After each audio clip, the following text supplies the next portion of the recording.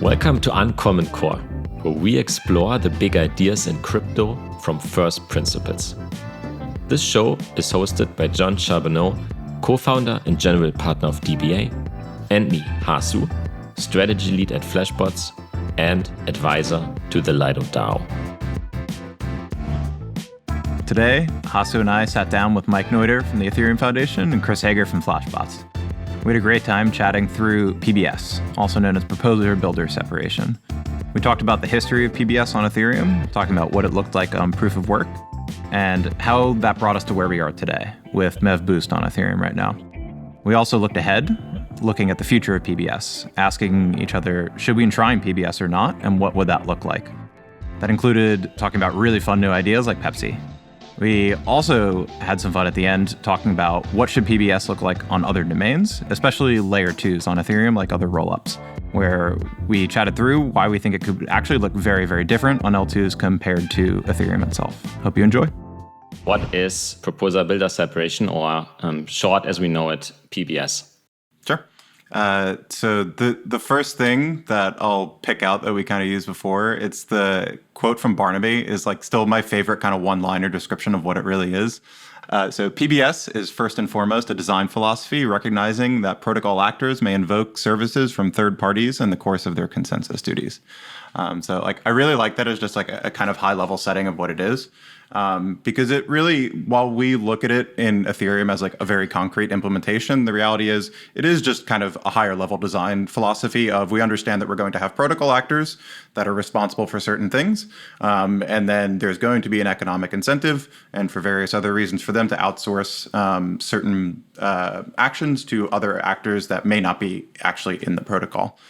So concretely, the way that like we're used to thinking about that is in the Ethereum world, where we have validators, one of which who will be the active proposer at a given time to propose a block to the rest of the network.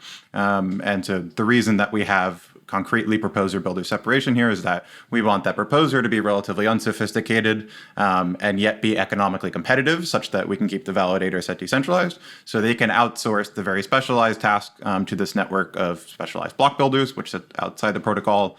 And those block builders are responsible for building, what is the most optimized block that can extract the most value such that they can pass the majority of value back.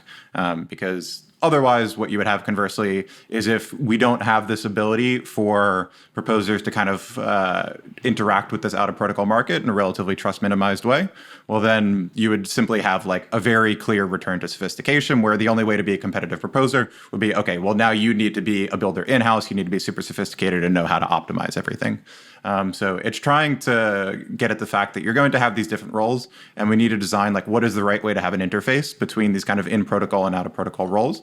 And right now, the way that works with MEV-Boost is kind of a strapped-on way of doing that. And like a lot of the research right now that like Mike has been doing over the F is like, how do we kind of maybe bring that a little bit more in-house, and like what should that look like to try to make that interface between the in-protocol and out-of-protocol actors even more trustless.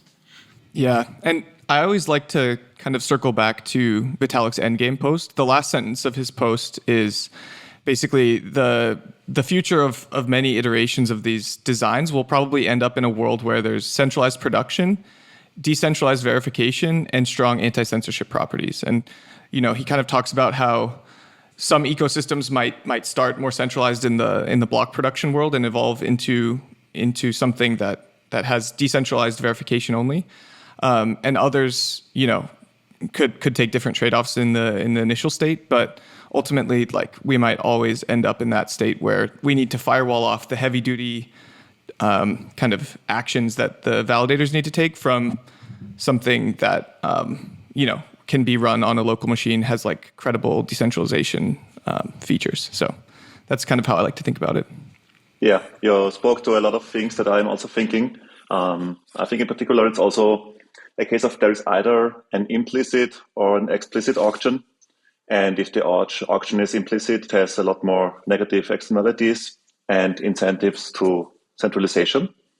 And PBS recognizes that not all protocol actors may be able to fulfill all the duties in a comparatively performant way and need external support for that to also keep the decentralization of the network stable. Yeah, and what I particularly like, and kind of why I picked out this quote, is that it really hones in on PBS as philosophy, right? I think the PBS, the implementation on Ethereum, faces a lot of criticism from different directions, all great arguments and concerns that we will also go into in this episode. But really, I think the general idea behind it is one that is extremely sound. And I think that all of you laid out here really well. So with this high-level overview out of the way, I'd like to go a bit, a couple of years back and hear from you, PBS as an idea. Where did it start? What is its history? How do we get from there to where we are today? I think historically the PBS marketplace was a little more explicit in the MEV-Geth world before we had proof of stake merge. So essentially in that scenario, there was a few large mining pools that controlled a huge portion of the hash rate. MEV-Geth was the ability, provided the ability for searchers to send bundles to those miners. The searchers were able to send bundles to the miner kind of without worry about the miner stealing them, because since there were so few, the miner's reputation was worth more than stealing the contents of that bundle. So in that regard, the interaction between the searchers and the block producers was simpler because there were so many fewer block producers. And then I guess as the merge kind of approached, a lot of people were talking about PBS as a general approach.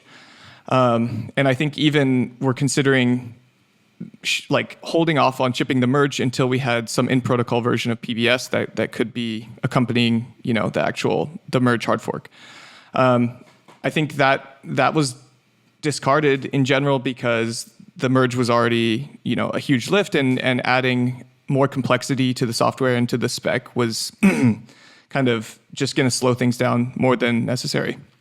And so, yeah, maybe I'll pass it over to Chris here, as Flashbots stepped in and implemented MEV-Boost, and that was the real first PBS instantiation out of protocol that we saw post-merge. Yeah, I think about 1 year before the merge, Stefan from Flashbots posted the OG MEV-Boost specification, outlining how proposers could interact with an external block building network. And then work started in the background in the Dev Connect meeting on MEV Day in Amsterdam in 22. That was April 22. There was a finalization of all the APIs that were needed. And from then on, it was clear that everybody is shooting for the merge with PBS, with MEV-Boost PBS enabled. I think at this point, it was fully unclear how permissioned or permissionless this whole thing will be and how this plays out. But it seemed inevitable that some form of this is going to ship. And yeah, we worked them through the summer to deliver a permissionless relay and open source software that also other relay operators can run, and had everything ready in time, just in time for the merge, that included permissionless builder access. Yeah, and it might be worth just kind of running through MEV-Boost as a software for people who aren't familiar. So the idea of MEV-Boost is there's a third-party actor here that facilitates the auction between the proposer and the builder. And the reason for that is the proposer needs to trust that the block that the builder produces is both valid and accurately pays them the amount that the builder promised.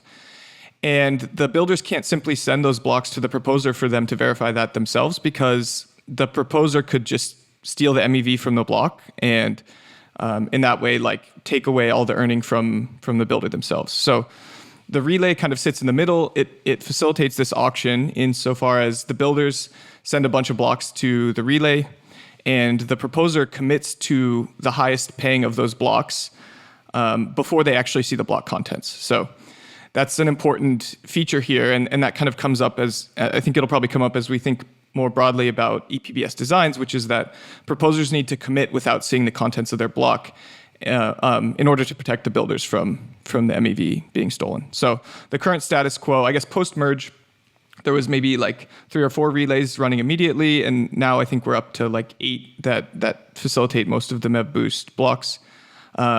A bunch of builders are sending blocks to those relays, and about 95% of validators are hooked up to one of those relays and using their connection to that relay to source their block production.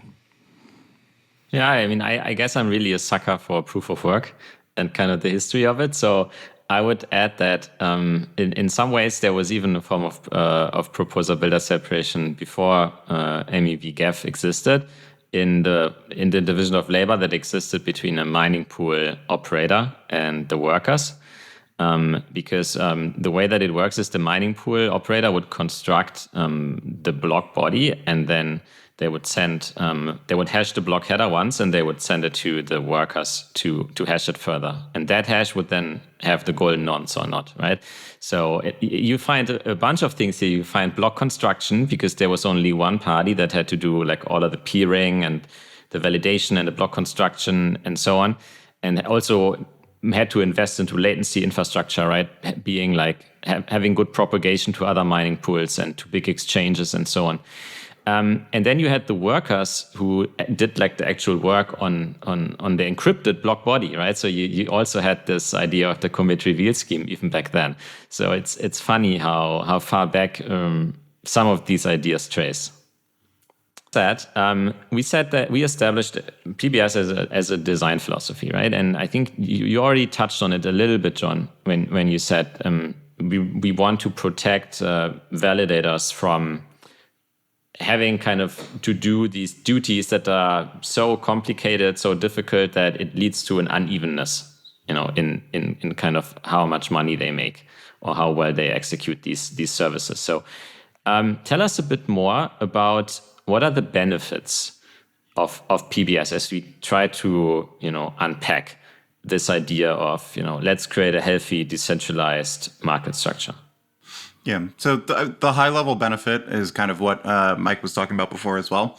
How, like in large part, decentralization of the validator set is a means to an end primarily.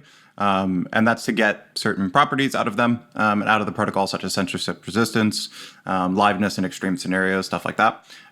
So to get that, we want a decentralized validator set. And then to get the decentralized validator set, we want to make sure to offload all the complexity to these other builders to the extent that possible. So that is like the simplest one, is just to keep them decentralized.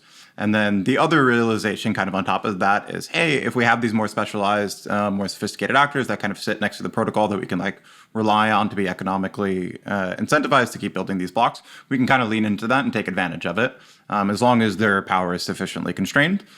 So the simple things like that is like, okay, we can have builders do these more complex tasks going forward. The clearest example of that being for scaling.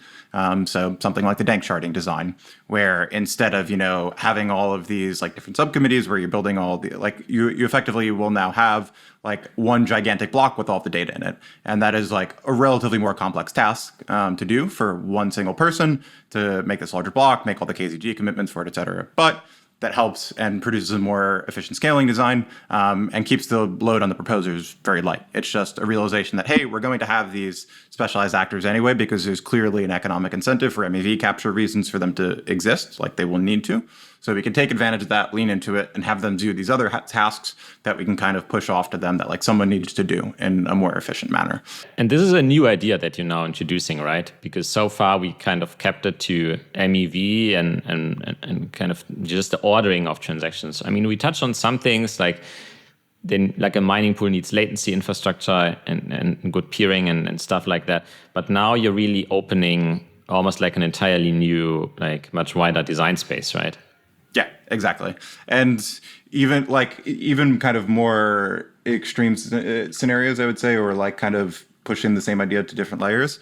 It's the same kind of thing where depends on who you ask how viable they are, but like based rollups as the simple example of like when Vitalik had first had a post probably a few years ago on rollups of like what are the different ways that you could do sequencing designs. Like one of the ideas was something that he called like total anarchy at the time. And you basically, instead of having a sequencer for the rollup, it would just be like, what's the first one that lands on chain basically is like, that's the block for the rollup. And the reason that didn't work is because like that would just be an absolute mess. Like you would have spam on chain, like no one would know who's going to win. It would just be a lot of wasted effort, incredibly inefficient. Like you wouldn't know anything. The reason that like that kind of becomes a more viable design, and like this is something that Justin's post kind of touched on earlier this year called base rollups. It's like, hey, we can lean into the fact that we now like have these more sophisticated and economically rational actors who have this proposer interface where they, you know, the builder for the layer one can effectively be slash the searchers feeding into that can effectively be the sequencers for the rollup and say, hey, like I'm not going to include these 10 failed attempts to get a rollup block in here. I'm just going to include the blob that is going to be the most efficient one for this rollup, and I'm going to land that one on chain, and I'll pass that to the proposer and make sure only that gets in. So you can lean into it, realizing that there are going to be these economically incentivized parties who are kind of sitting next to the protocol and have them do this kind of additional work, acknowledging that like, hey, they're going to be sitting there anyway. We might as well like lean into them and use them for these different things. So that's another simple example. Other things are stuff like for statelessness, having them create proofs to make that a viable design, because otherwise, like you'll need to give the witnesses to the validators for them to be able to be stateless. Like leaning into them for all these kinds of different tasks, you realize like there's a lot of stuff that we could lean into the builders and like have them kind of outsource those kind of complexities to them. Yeah, complexity can then also increase on the proposer side of PBS, for instance, in PEPC, the protocol enforced proposer commitments, which are also a form of PBS where there's more arbitrary commitments a proposer can enter into. So this whole design space provides a lot of more opportunities to build interesting things. So it doesn't necessarily, I would say, have to increase the complexity on the proposer a lot. Because even if they are entering into these arbitrary commitments, they don't have to be the ones who fulfill them. And this is like something that kind of Barnaby like touched on a bit in like his last FAQ of like where he's talking about like PEPC-Boost and stuff like that, where, I mean, outsourcing a full block is just one thing you can outsource. Like they can outsource any of these commitments where a proposer can just be opted into like, hey, here are the commitments that I'm opted into specifically. And the builder, as long as they're aware of those, like they can build a block that's in recognition of those and like they will send them a block that fulfills those conditions. Because if they don't fulfill those conditions, like they know that, you know, they're not going to get their block on chain. It's the same kind of incentive as builders for the full block auction. As long as like there is an interface and awareness of like the builders know that the commitments that they're opted into, like they can kind of build them for them. So if designed well, I would say it doesn't have to increase complexity for the proposers necessarily. Builders can also, I would add, out-of-protocol collectors can in general do things that in-protocol collectors can't. So in MEV in particular, I think there's two very clear things. They can keep transactions private, right? They can have, like a builder can run a sealed bid auction instead of an open bid auction. They can do simulation on the transaction. So they can have, you know, like instead of an all pay auction. And these are some things that, well, a validator could do, but it's like really difficult and it's not possible really to establish this trust, right? And so ultimately out of protocol, kind of the design space is much bigger and it then leads to a better market structure. Two other features that just kind of jumped to mind when you were describing that, Hasu, is cancellations. So like builders can offer bundle cancellations. This is especially important for the centralized exchange arbitrageurs who need, you know, if the centralized exchange price moves against them, they need to be able to cancel a bundle. And also, like instant confirmations, like builders could, I mean, it kind of depends exactly what type of confirmation the searcher is looking for, but they could give some guarantee on the like post state root after a bundle, conditioned on their block winning the bid. So yeah, there's a lot that a builder can do out of the protocol, as you mentioned. In general, I think we say PBS allows validators to stay simple and affordable. And connecting that back to what you said, Jon, why do we want that? It's because we want to maximize the censorship resistance of the network, right? Because a lot of that, in particular in Ethereum. So when you talk about layer 2s, for example, they all have assumptions built into their own security model that basically says, the layer 1 chain can't be censored for, X period of time or something, right? So this is actually kind of the property that we're trying to protect. I've seen another argument discussed, and this is really kind of a double-edged sword, but it's nonetheless interesting to point out. which is the regulatory argument. So the argument goes roughly like this, right? So the less discretion validators have over the kind of blocks that they build, the less they have to be regulated as any kind of financial intermediary, right? And you would really kind of draw the line here on the far end, like on one side of kind of the extreme spectrum, you would have a validator as a like money transmitter that basically has to KYC every single person that transacts through them, right? And so it would be like an extremely kind of censored and regulated Ethereum. And on the other end, you have the validator as an ISP or like a fiber cable, right? So it's just like what it transports is just data packages, and inspecting all of them would be completely infeasible. And so it really has no discretion over what passes through its pipes. And so I think we kind of like a big idea behind proposing simple and affordable is really to also, I think, boost this argument, right? That really proposing is, it should be kind of, have the least amount of discretion as possible. But when you get there, you introduce new problems, right? That we talk about because, because we are talking about really also like difficult jobs that the builders do. There tends to be, power law outcomes in this market. And so all of a sudden, it takes a lot fewer things to go wrong to kind of censor that market in turn, right? And so, ultimately, you're not really like solving the problem like easily. You're just like shifting it in some way. Yeah, and it's probably worth just like calling back to immediately post-merge, the issues around like OFAC compliance and censorship were largely there because the relays, had to commit to censoring those transactions in some way. So even though you allow the burden of the validators to be shifted to the relay, that still opens up like new regulatory surface that might be smaller than the regulatory surface of the entire validator set. So yeah, definitely a trade-off. And also, in terms of censorship resistance, I think inclusion lists and their relationship here is also very interesting. And this is something Jon and I have discussed a lot, which is if you bring back the censorship resistance properties and place them back on the shoulders of the validators, now the validator has to opt in to kind of getting these OFAC or these censored transactions on chain. So it's kind of like, okay, the responsibility is still somewhere. It's just like who shoulders it at the end of the day. So yeah, and that's one of the interesting things with these designs where like it is hard, to say like, when you're designing inclusion lists or something like that, like, are you designing for a specific regulatory environment in mind where there actually aren't clear regulations? Like, it's pretty hard to actually do that. But yeah, like some of the designs like that, if there is a regulatory burden, this is also probably where I say like not legal advice type thing. I don't actually know. But like some of the designs like that would seem to put more agency kind of on a particular actor where like we're saying one person is enforcing censorship resistance. Like they're explicitly saying like you must include this transaction in a block.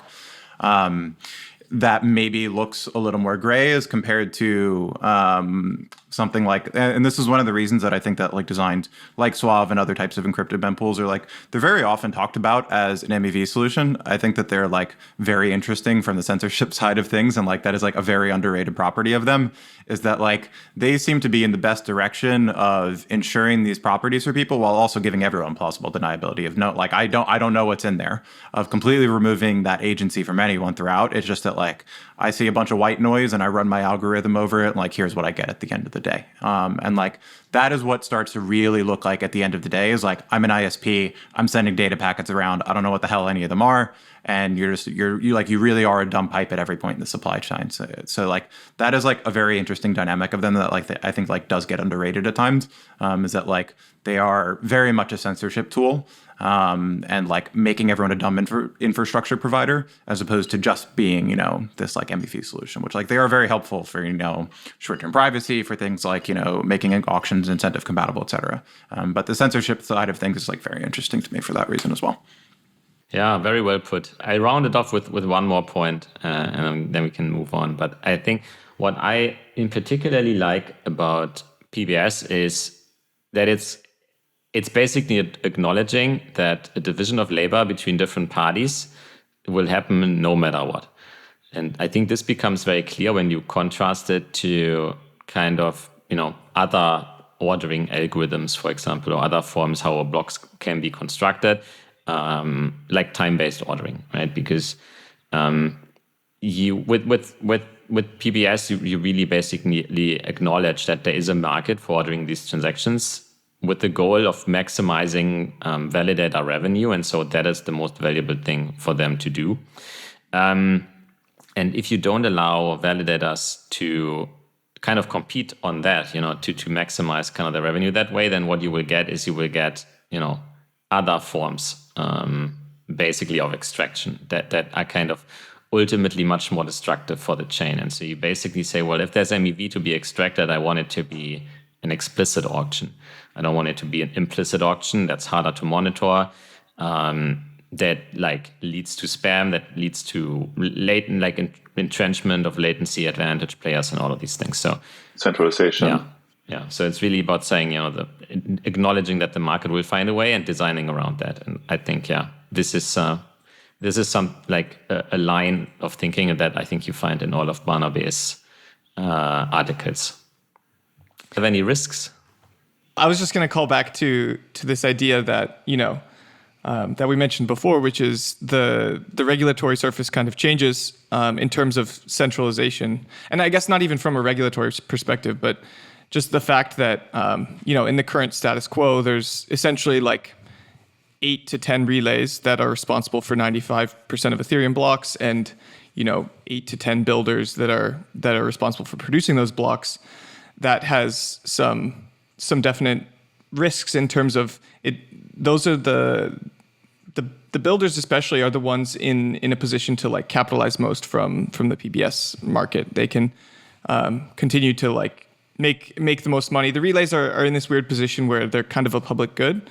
But still, the fact that there's so few of them controlling such a huge part of the market is kind of anti the ethos, I guess, generally. And one way this actually manifests, not from a economic perspective, but more from just a fragility perspective, has showed up in a few different issues around relay operators and their relationship with consensus clients. So immediately after the Shapella fork, there was a bug in the relationship with how Prism interacted with MEV-Boost. And that resulted in, huge network instability immediately post the hard fork. There was, it took a few epochs for the chain to finalize. There was a lot of missed slots. It was full-blown firefighting mode. And that comes from the fact that, there's these 10 relays, and all of the software that is running on the validator machines is kind of decoupled from this MEV-Boost external software. So there is consensus stability implications around the centralization found in particular in out of protocol PBS systems. I would add to that, there is the overall technical complexity of Enshrined PBS. The merge is now basically just a year ago. And the whole year we've been thinking about moving PBS more in protocol, how to get rid and move beyond the relays as trusted actors. And it's super hard challenges where you may need a lot of additional responsibilities. You may need to increase the consensus protocol complexity, which is already pretty hard to reason about. And it could introduce new nuanced reorg risks or vulnerabilities. And this is just a thing that is a very hard problem to get right. So I would say there is a lot of overall technical risk on the path to in-protocol PBS. I have a bit more kind of arcane point, but clearly we are seeing that proposer builder separation can exist outside the protocol, and so that's where it does so far most of the time. And not all of this stuff is actually maintained by Ethereum core developers, and so I guess as someone who was working for the Ethereum Foundation, Mike, what do you think this does to kind of the power dynamics in the Ethereum ecosystem? Is it on the one hand more that we have to change the definition of what it means to be a core developer, or is it that Ethereum should eventually try to pull everything into the protocol? What do you think it does to the invisible kind of power in the ecosystem? Yeah, I would say Barnaby has a really nice post on this. We keep calling him out, but he has a post called "Seeing Like a Protocol," and he defines kind of what it could look like to enshrine different things, and when to draw the line and say, okay, this is out of protocol versus in protocol. And I think part of ePBS and the work that I've been focusing on is kind of figuring out. Not only what to enshrine, like what design works for ePBS, whatever, technically speaking, but also like on a more meta level, should we actually do the enshrinement? And one of our recent pieces that we wrote with us four actually, and a few others, was kind of talking about the role of PBS and Enshrined PBS in the world in which a relay market exists outside of the protocol still. So we'll probably touch on that later, but I guess in the current meta where MEV-Boost essentially is core protocol software, I think there's a bit of an ownership mismatch. Like the Flashbots org wrote this code, and it's been like working really well for the year that's been running post merge. But I think everyone would agree that the testing and tooling and specification around that code is not at the same level of the core consensus clients. And part of that is because it's sort of a public good, but it's also originally written by Flashbots. So I'm not sure exactly how the ownership should evolve and the politics there. I will say, I guess one of my big reasons why I like Enshrined PBS is because it makes that distinction a lot more clear. Like it draws the line in the sand as like, this is the in-protocol mechanism that we're going to maintain in terms of the consensus spec and the client teams.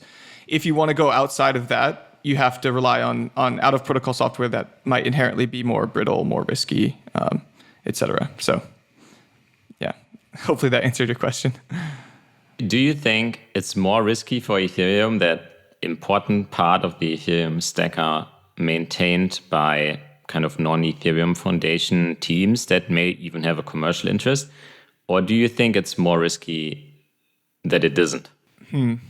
Yeah, I think it feels more risky in the current state. And I'll say, especially right now, it feels like the equilibrium we're in is not stable.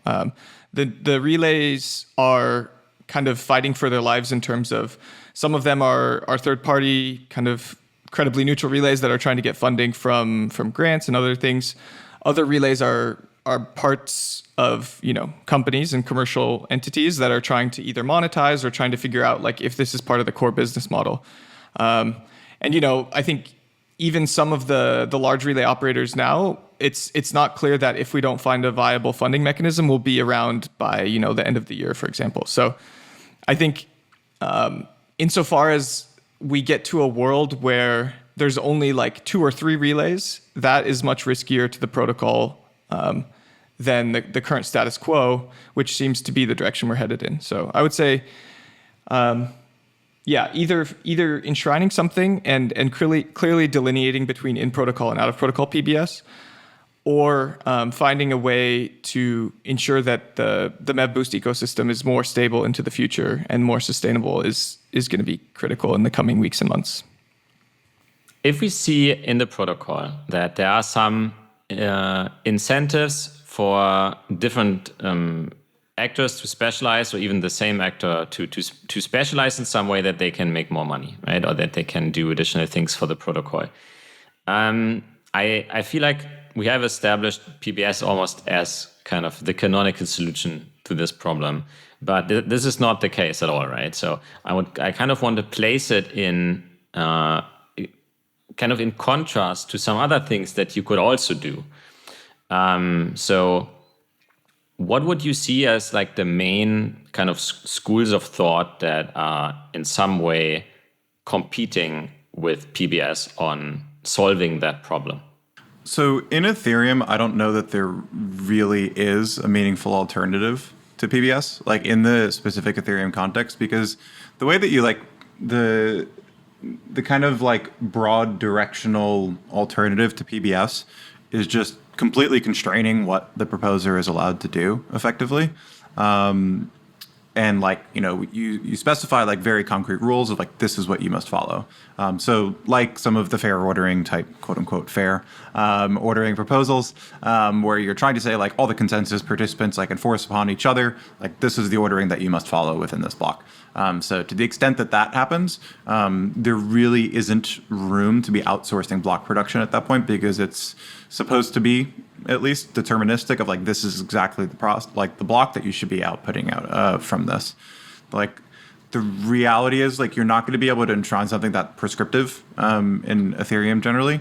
And so if you assume that there are going to be decentralized participants within the validator set, and they're going to have some amount of agency to propose a different block, like the natural result of that is there are going to be different people in the world who have like a better block at different times, and there's going to be an economic incentive for them to kind of like outsource that production at different times. So I don't really think that there's an alternative to PBS to any meaningful extent, like within Ethereum, given like a lot of the design constraints that it gives itself for what it's optimizing for. And outside of Ethereum? Outside of Ethereum, I think that like you can argue that there are credible alternatives, and like the credible alternatives are very opinionated and very app specific. And so those, like you can say that, you don't need to outsource to this arbitrary market, because, we know for our application very specifically, like this is the transaction ordering that is going to be welfare maximizing for like what we want to achieve. And so we can ingrain very specifically, like this is the transaction ordering that like must result. Potentially difficult to achieve that, but like you can credibly have a mechanism that like works pretty well, where I don't think it's like just even reasonably like viable at all to do something like that on Ethereum, which is incredibly opinionated, which is incredibly constrained.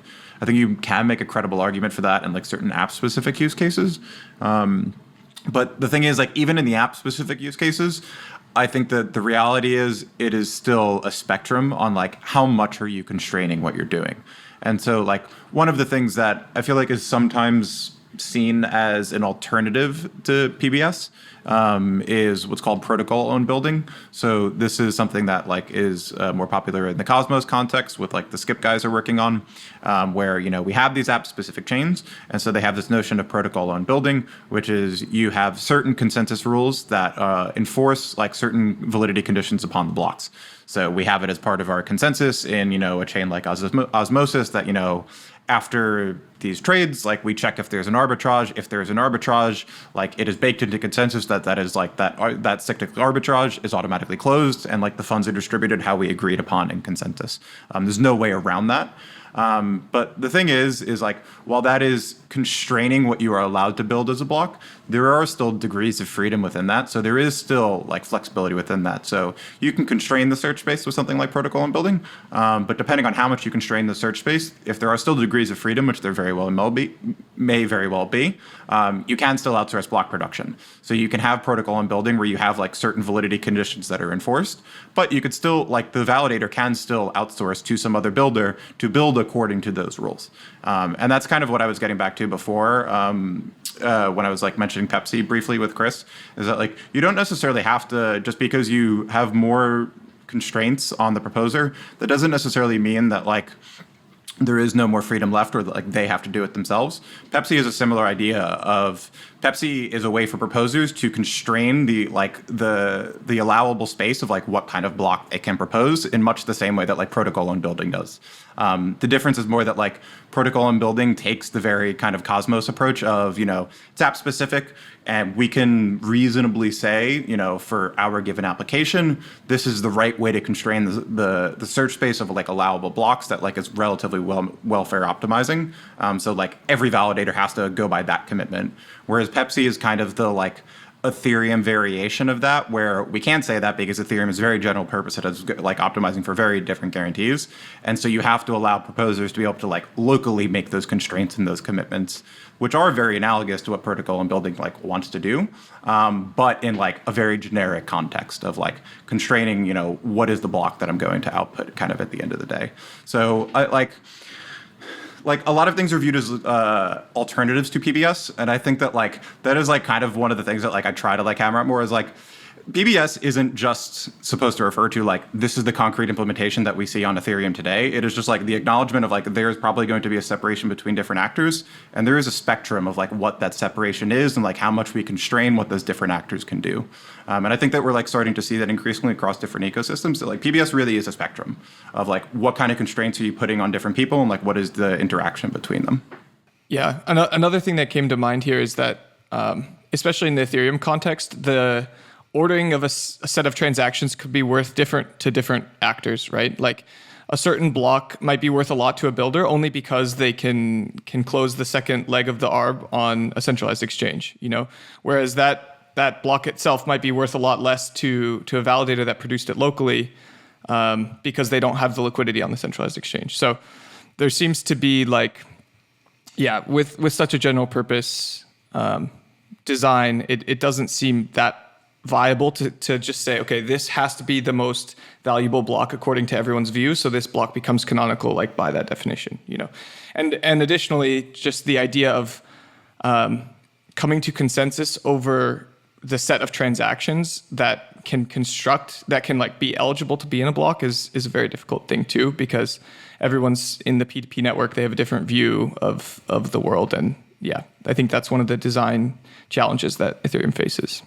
Yeah, and I mean, the more you try to constrain, the more you push the auction to happen outside of the protocol, right? Because when you, on the one hand, say, I'm going to constrain the validator in some way, like on what block they can build, then all of a sudden now that two things can happen. One is the validator becomes really focused on the things that they still can control. For example, where do I run my machine and who is allowed to run it in their machine next to my machine, right? Or second, you really push it kind of to, this is like the most likely thing, but the second thing is really you kind of push extraction away from the validator, even it's super unlikely, but to like a searcher market that then happens, in a way that's kind of highly latency optimized, that has like very strong kind of winner take all dynamics in MEV and then ultimately like in a lot of other things as well. I want to also point the spotlight at one more thing that I think is picking up a little more. When I read Twitter, it seems like, it's the same people always, but like a few people are talking about it, which is the idea that why do we have to make validators like small at all? I mean, ultimately, isn't the goal of Ethereum to be useful to people? So shouldn't we start from the idea of what properties should a blockchain have to be the optimal, let's say, base layer for decentralized finance? And so what is the biggest problem in decentralized finance? Well, it's probably, all of liquidity, because it's very difficult to be a competitive market maker on Ethereum because you're bleeding so much money to arbitrage, right? And so I think this has kind of been, people are kind of honing in on that as the problem. And so they're asking, well, how can we reduce MEV for IPs, but also for traders? And I think one thing you see is, what if we just lowered the block time a lot, right? For example, fewer blocks means there's less potential to reorder transactions.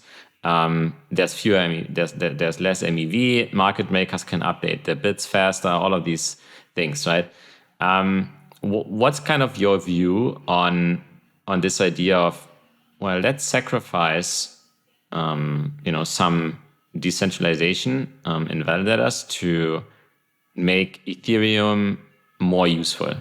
As far as the people on Twitter who are saying that, I mean, I'm often one of the people on Twitter who are saying that to some extent. And like that's a little bit of what I've like poked at lately. I just think it's important to kind of delineate between what is Ethereum's place on that spectrum versus what are the other chains' place on that spectrum. Because there are plenty of more opinionated optimizations that Ethereum could make to make it better for traders, better for users, better in these like different, very concrete ways. But you are inherently favoring a certain like class of users by doing that over other certain guarantees. And like that is inherently going to be a trade-off with a lot of those changes. And just broad brushstrokes, like generally the way that I view it is like, that is not Ethereum's primary user is, some low latency trader, quite frankly. Very often other chains things like Rollups will optimize more for like what is directly the user, the trader, like what is their UX, what is their latency, like all of those things that matter a lot.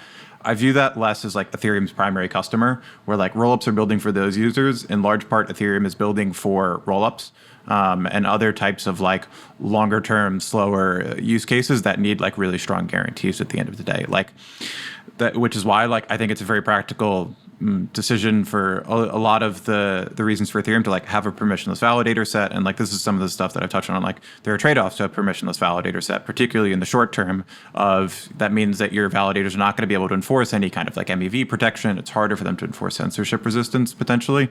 You need to add other mechanisms like inclusion lists, but like things like MEV, you basically end up pushing it to these out of protocol builders. So now because, a validator on Ethereum probably will, if I send it out to the public mempool, I will get front run, I will get sandwiched. What do? Like we push that like private mempool, like we push it to a builder, as opposed to, a chain that has a more opinionated validator set and can have, a handful of validators that we trust. And we say, hey, like, don't front run the users, because if you front run them, like we're going to kick you out of here.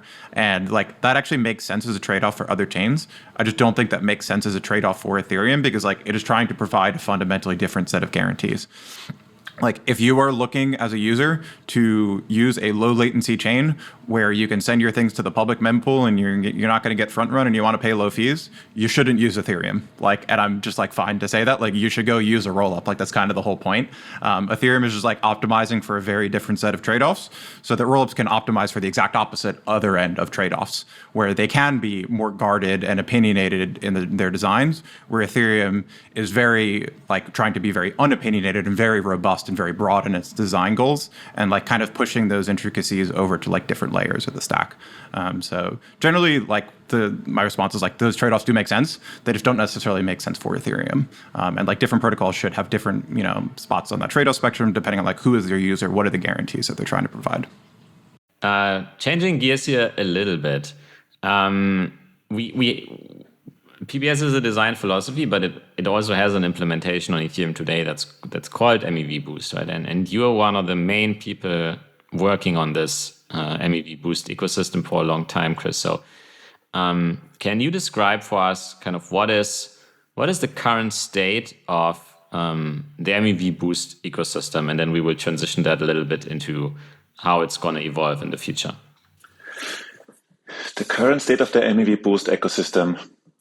There's a lot to unpack here, from the software itself to the relay ecosystem, to the builder ecosystem, to the protocol. I think the MEV-Boost protocol is the one thing that stayed relatively unchanged so far, with the only change right now being the 4844 upgrade, where we introduced the blobs, and they also need to go all the way through the builder network, through the relays to the proposers. And there's a lot of heavy lifting to do here. That is all in progress. On the relay side, I think we've reached a somewhat unstable equilibrium with the 10 relays that are providing services. Of course, there's the downside of proposers, that the more relays they add, they inherit the weakest, the security guarantees of the weakest link. So even though that might be maybe looking good on paper to spin up as many relays as possible, in practice for proposers, it often would mean worse security guarantees. Relays are too powerful, trusted actors run by private businesses. This is not great for the whole trust, and a rogue relay can cause a lot of harm to proposers, to builders, to the blockchain stability itself. This is something that we are very strongly looking to mitigate on the path to enshrinement. The builder ecosystem is constantly changing, with about like 4 to 5 builders producing the majority of the blocks. I think the top 2 builders, they have been relatively stable recently. Releascan.io is a good website to track it. There is rsync builder and beaver build, and now it is also Titan that are dominating the market with, I would say, like almost 70% of the blocks.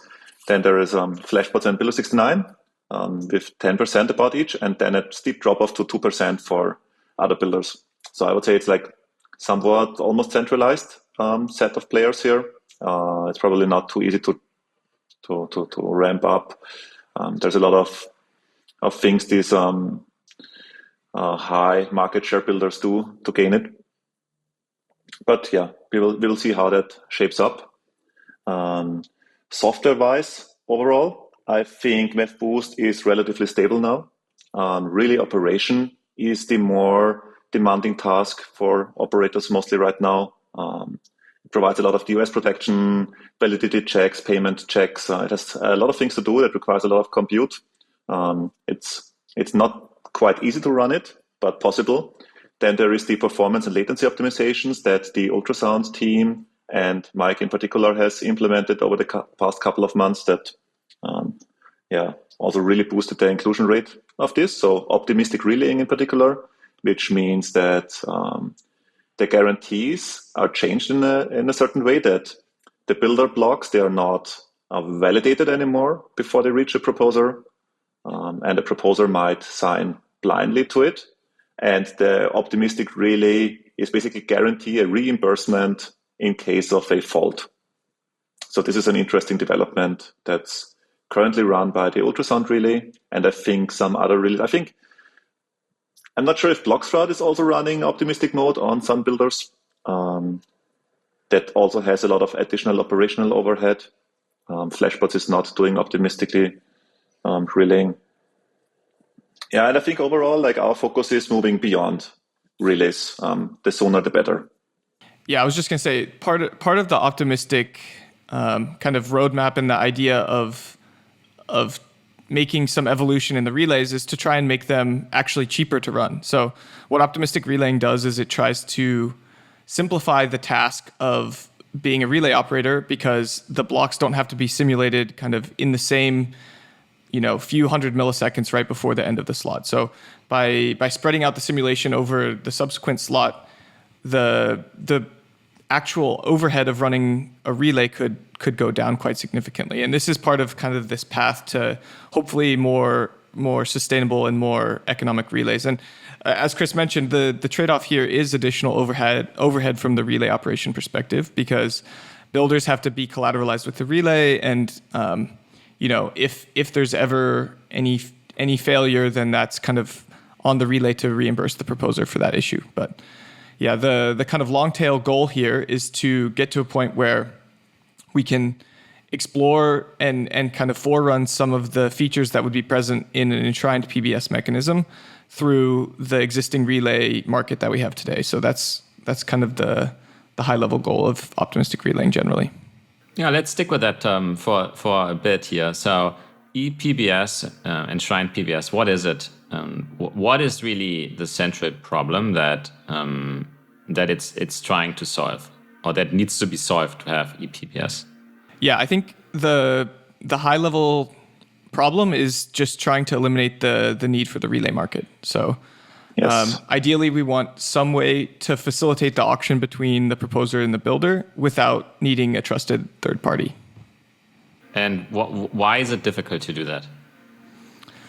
Yeah, it's difficult because the relays provide some services that the protocol actually, we can try to provide them in the protocol, but they're slightly different in the way they actually manifest themselves. So I like in our recent ePBS relays post ePBS post, I think we described PBS as kind of a two-part mechanism.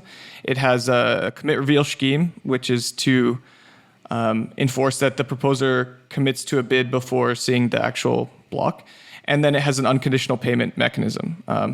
The relays enforce the unconditional payment mechanism through basically checking the contents of the block, because the relays have the block in the clear. They can see, okay, the balance before and after the block is executed increases for the proposer. So, Mike, what do all of these things tell us about what's the minimum viable ePBS going to look like?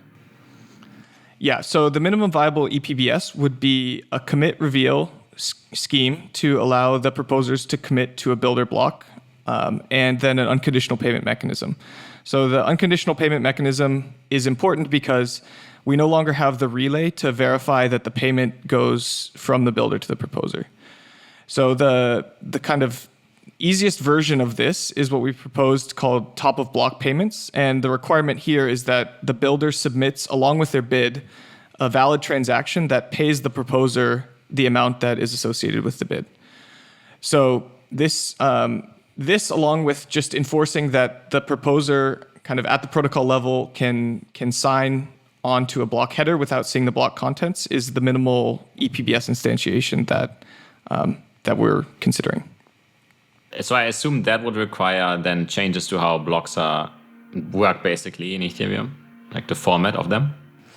Yeah, so the important enforcement mechanism here is that if a proposer commits to a block and the builder has a chance basically to reveal their payload, and that payload can make it on chain.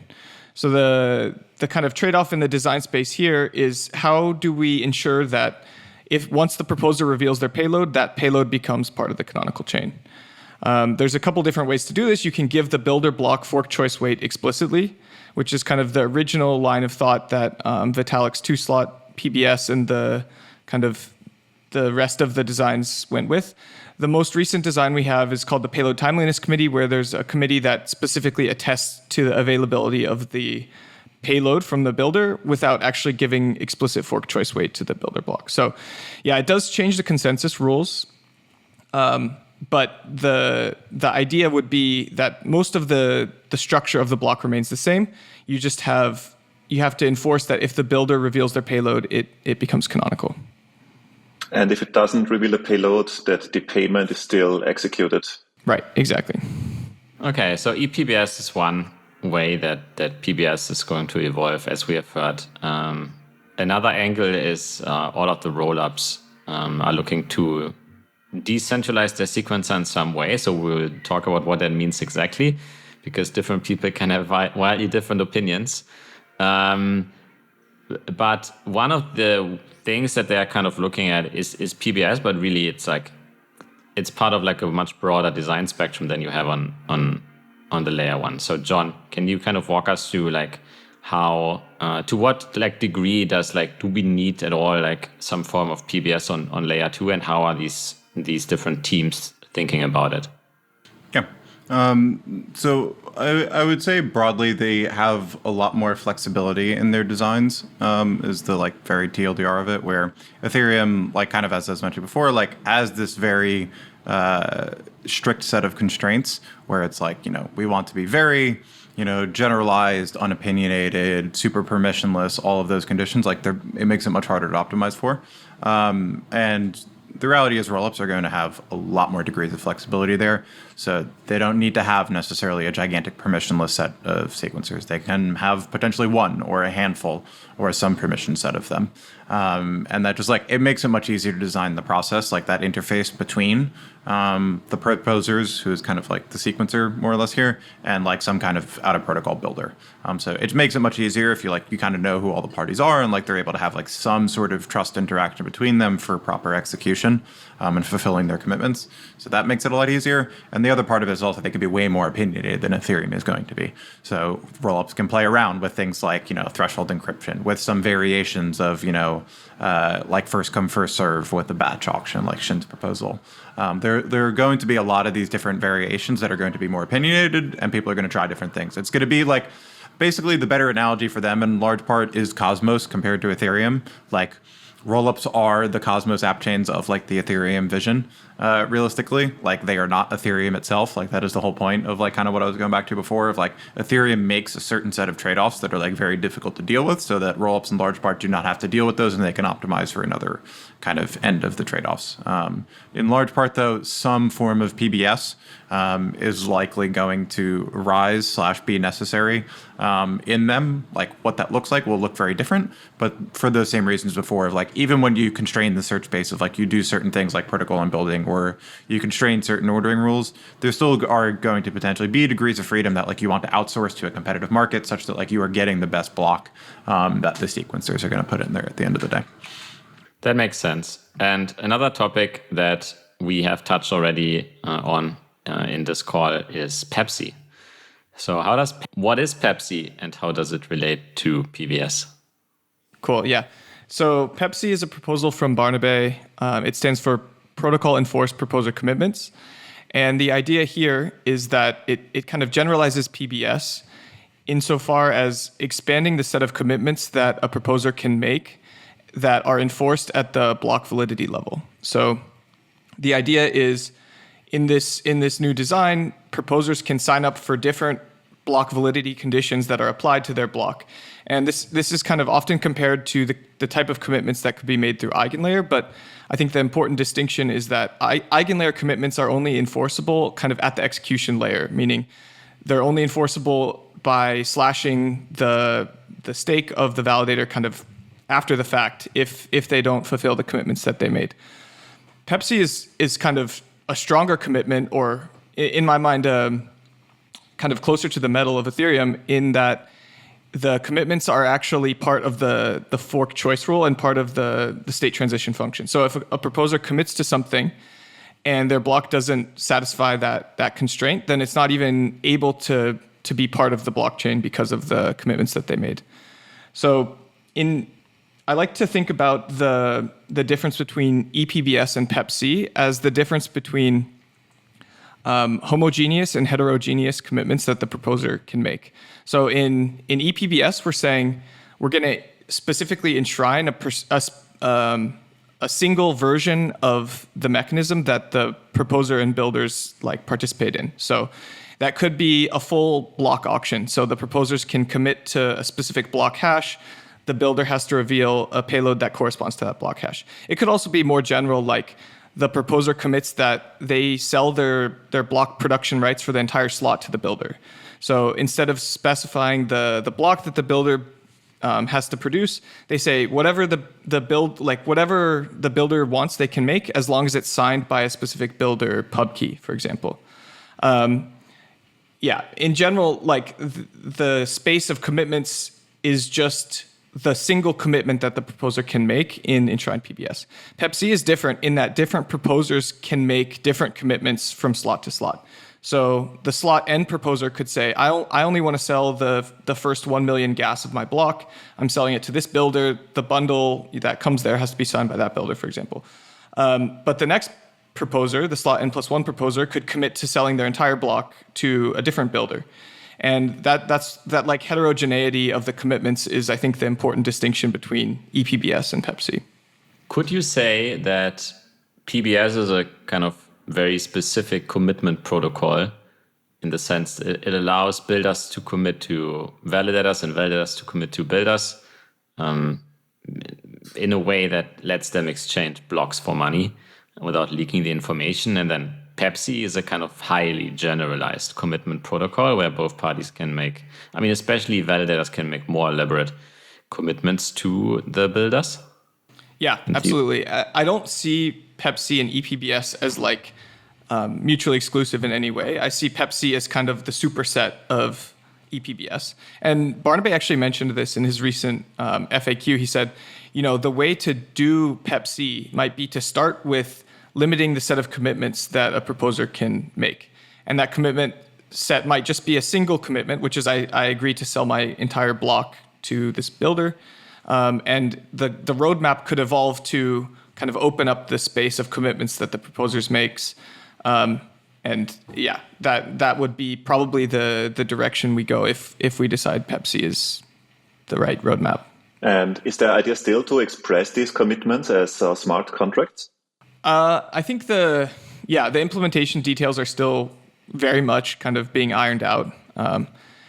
There's people thinking specifically about PEPC-Boost, like what that could look like in the MEV-Boost ecosystem. And I think the research stage of PEPC is still in the very early days, in the same way that most of the ePBS implementations are too. So imagine that PEPC is live. I know that runs counter to what you just said. It's still early research, but imagine it's live and there's only two possible commitments that can be made. Yeah. So let's say it's full blocks and I don't know, it's slot auction, or it's auctioning off your block in advance, whatever, right? Something else. So how do I now learn what commitment should I make? Is it basically I can imagine there's a form of MEV-Boost or some kind of block market, but instead of only showing me what's the highest bid, it also shows me what kind of commitments I have to make. And then how do I kind of decide between those things? Am I just continuously just picking whatever the highest bid is the same way that it does today with pretty much no discretion? Yeah, so I guess in PEPC-Boost, like if we did this out of protocol, maybe it's easiest to start there. The proposer would like broadcast their commitments, and the relay would, as part of the block validity checks that the relay does, they would make sure that the builder, the builder block that's produced satisfies those conditions. In PEPC, in protocol, I think the question becomes a little more complicated, because in order to enforce it at the fork choice rule, you really need that commitment to be encoded in the block data somehow. So basically, the slot n commitments need to be available for the slot n attesting committee, because part of their fork choice rule is going to ensure that those commitments are satisfied by a valid block that's produced at slot n. So the probable mechanism that fits in here is, before their slot, the proposer at slot n needs to publicize the commitments that they're willing to make for their slot. And in the slot n-1 block, those commitments are included and encoded in some way that is enforceable by the next round of attestations. Amazing. I think put up, right? Does anyone have any points that they want to make? This is kind of a broad thing, I guess. You can kind of just like, as a high level way to think of like these kind of proposer commitments and the constraints that you're putting, it is kind of the other side of the coin of like when everyone talks about the new buzzword of intents. It's just like from the opposite end, where like this whole notion of, expressing an intent versus a typical like transaction is like, the general idea is you're being very prescriptive in a typical like transaction-based model, where you're saying like, here's the execution trace of like, this is exactly the path of this transaction, and like this is what will happen. Versus this notion of intents, whatever it means, is like you are generally giving some certain broader set of constraints on like, hey, this doesn't need, I don't want to be so prescriptive of like, this is the exact execution path that you're taking, but like, hey, here are the constraints that that I'm happy with. As long as anything within like this kind of realm is the result of whatever you do, like I'm happy with that at the end of the day. And then like let someone else go figure out the optimal way to do that.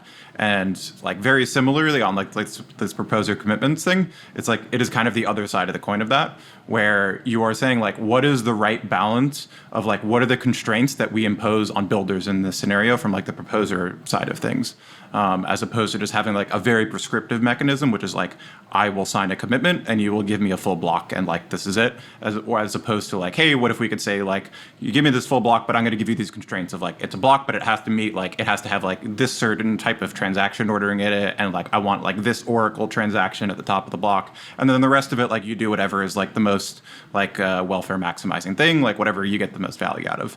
So it's kind of like both of them have like that similar trade-off of like, what is the right way to express these types of constraints in a way that is like practical, because also when you have like absolutely no constraints, it starts to become like a potentially intractable problem that is just like too difficult to be useful. And when you're too constrained, you're possibly destroying value because you are enshrining something that is like very concrete, and there's like a broader kind of search space here that like you want to kind of work around.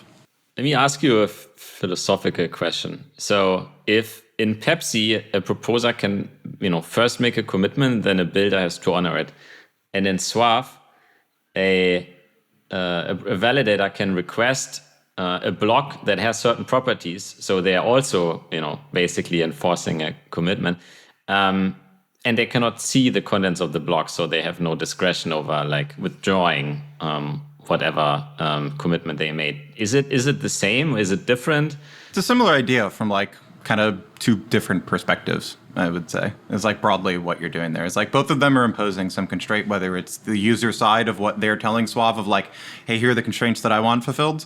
Like it really like... I didn't even mean it from the user side, right? It's really the validator that can say, SWAV, give me the like valuable block that has like property X, for example. Yeah. And I'm saying like basically SWAV is the black box that like matches kind of both ends of those.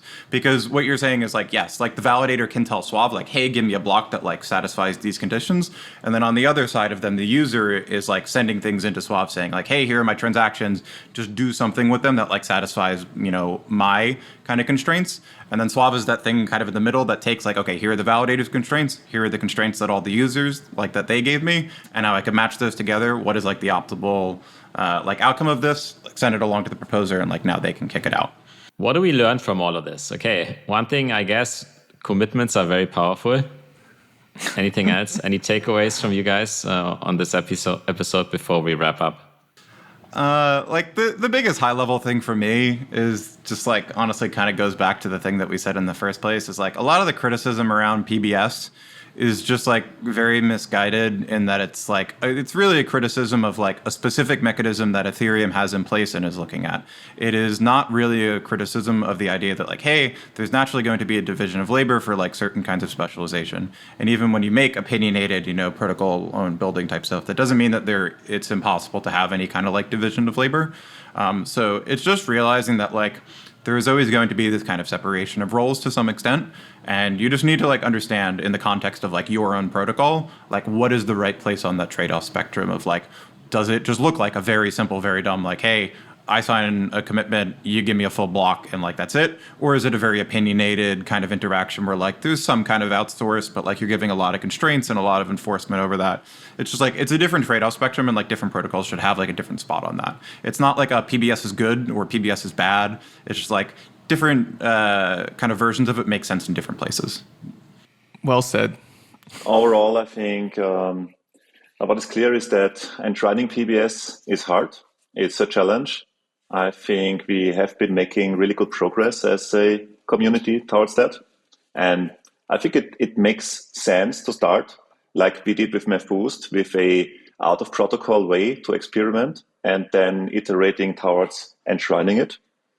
And yeah, I think I'm very excited to see where it's going next and working on it with all of you guys. Okay, fantastic. So thank you guys so much for the discussion. Thanks for having us on. Thanks, guys. Thanks, it was nice being here. Hey, Jon, what did you think about this episode? Well, it took us like 5 tries or something like that over the past month, but it was worth it. It was a lot of fun doing this one. So I guess for background for the listeners, we first tried to do this episode, I think like over a month ago. We did it in Vienna, where like the 4 of us and then Tomas and Tony had like spent a week together right after ETHCC, which was a ton of fun, jamming on like all the PBS. Tomas from Flashbots and Tony Washstetter from the Ethereum Foundation. Spent like a week jamming on the PBS stuff, and then we tried to record it at the end of the week. And just absolute like awful audio quality on the laptop. Took a few tries to do it. Finally recorded it a couple weeks ago, and now we're finally doing the recap. Currently in the middle of SBC for me, so finally getting to put it together. But it was a lot of fun doing this one. Yeah, it's been a long way coming. I'm really glad to put this out. What was for you the highlight of the episode? The highlight for me, I'd probably say talking about Pepsi. That's kind of, it's at least the most fun thing for me at the moment, because I feel like it's the most probably under talked about thing recently compared to like what will be talked about upcoming, at least a little bit of like, it's an idea that feels like it's been kicking around for a while that like Barnaby had brought up last year. And that like kind of went away after that for like a few months. It was like kind of this like fun thought experiment thing. And then especially in the last few months or so, seems to be just kind of coming back like much more meaningfully. I also am probably biased, like front of my mind, because I just came from listening to Barnaby give a presentation on Pepsi like 2 or 3 hours ago. So it's kind of front of mind for me. But it is very interesting because like there's clearly a lot of thought being given on like what should really PBS look like, to the extent that it's enshrined in the protocol. And like there's a very, very wide design space on like the types of commitments that like it kind of makes sense to potentially have, and potentially even in the shorter term of out of protocol versions of that stuff like PEPC-Boost. And in particular, I mean, like you had just sent me the link right before this of like MEV-Boost Plus and MEV-Boost Plus Plus, which is like the idea from Eigenlayer, which touches on a lot of the same ideas. And the tougher part with like those kinds of constructions.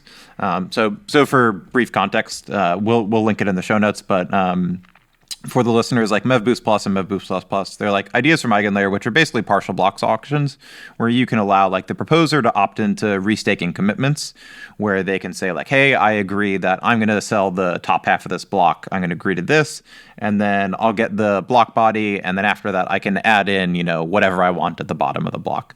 And there's various reasons why like partial block auctions might be interesting, but like the initial cited reason of why this came up, actually a year ago now, almost balance the date. I remember it first came up at SPC last year, was like, particularly as a censorship tool of similar to the idea of inclusion list. It's a way for proposers to like give them back agency of like, okay, even if the builder's censoring, I only have to sell them the top of the block. That's what has the value in it anyway. And then I can stick something in the bottom of the block. The tougher part of doing kind of this stuff in much more putting the control in the proposer's hands as opposed to having the protocol enforce proposer commitments is the fact that the proposer can still deviate from this. So these ones that are secured by restaking are very challenged in the fact that the proposer can deviate from this. So like, let's say that they agree to do the top of the block, but they can make more than they'll be slashed by deviating from that, then they're incentivized to do so. Yeah. And like the simplest example of that is like, even if you have like, say, a sandwich trade in there that is, it might be for a small amount of profit, but like, as we've seen with the low card Crusader, like unbundling that could be a very profitable thing to unbundle. So it might be worth it if they ever got sent a bundle through MEV-Boost Plus to be like, hey, I'm going to unbundle this and then just get slashed my 2 ETH or whatever. It's like, the max effective balance change could really help with that, which is really the idea of combining many validators into one, right? So a single validator wouldn't just have 32 ETH staked to it, but it could have, hundreds or thousands of ETH really. And in that case, there would be much more value available for slashing. So it's interesting, right? Max effective balance, they want it for very different reasons, but it could also help here.